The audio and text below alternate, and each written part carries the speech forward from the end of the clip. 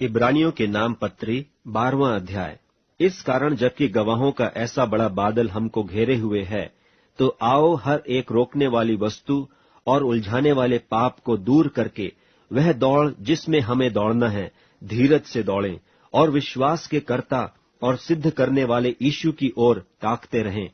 जिसने उस आनंद के लिए जो उसके आगे धरा था लज्जा की कुछ चिंता न करके क्रूस का दुख सहा और सिंहासन पर परमेश्वर के दाहिने जा बैठा।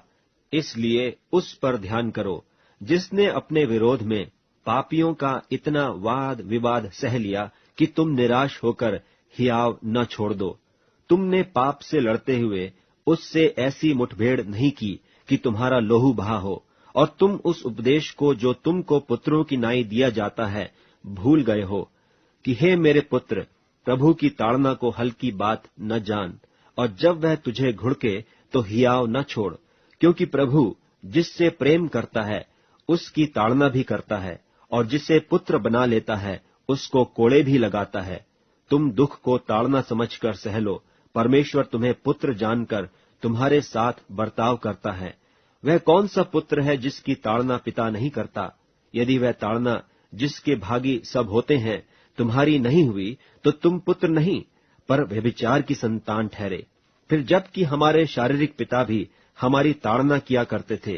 तो क्या आत्माओं के पिता के और भी अधीन न रहें जिससे जीवित रहें? वे तो अपनी अपनी समझ के अनुसार थोड़े दिनों के लिए ताड़ना करते थे, पर यह तो हमारे लाभ के लिए करता है कि हम भी उसकी पवित्रता के भागी हो जाएं। और वर्तमान में हर प्रकार की ताड़ना आनंद की नहीं पर शोक ही की बात दिखाई पड़ती है, तो भी जो उसको सहते सहते पक्के हो गए हैं, पीछे उन्हें चैन के साथ धर्म का प्रतिफल मिलता है। इसलिए ढीले हाथों और निर्बल घुटनों को सीधे करो, और अपने पांवों के लिए सीधे मार्ग बनाओ, कि लंगड़ा भटक न जाए पर भला चंगा हो जाए। सबसे मेल मिलाप रखने और उस पवित्रता के खोजी हो जिसके बिना कोई प्रभु को कदापि न देखेगा, और ध्यान से देखते रहो, ऐसा न हो कि कोई परमेश्वर के अनुग्रह से वंचित रह जाए, या कोई कड़वी जड़ फूट कर कष्ट दे और उसके द्वारा बहुत से लोग अशुद्ध हो जाएं।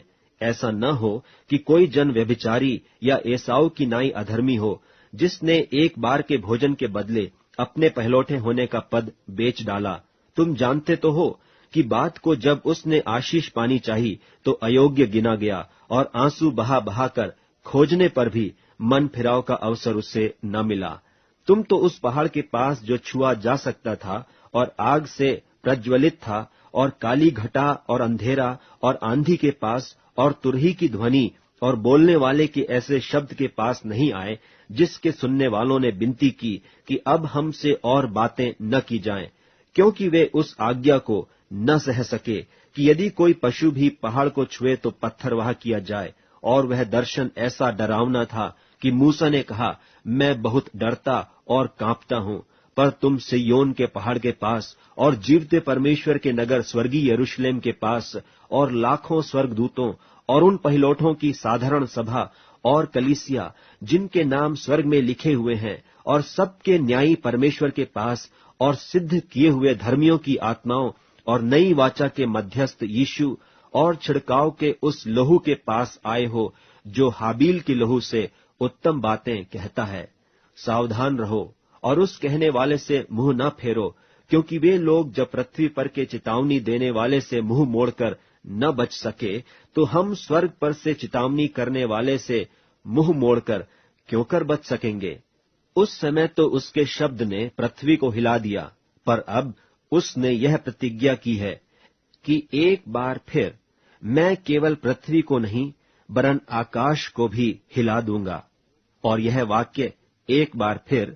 इस बात को प्रकट करता है कि जो वस्तुएं हिलाई जाती हैं वे सृजी हुई वस्तुएं होने के कारण टल जाएंगी, ताकि जो वस्तुएं हिलाई नहीं जाती वे अटल बनी रहें। इस कारण हम इस राज्य को पाकर जो हिलने का नहीं, उस अनुग्रह को हाथ से न जाने दें, जिसके द्वारा हम भक्ति और भय सहित परमेश्वर की ऐसी आराधना कर सकते हैं जिससे वह प्रसन्न होता है, क्योंकि हमारा परमेश्वर भस्म करने वाली आग है।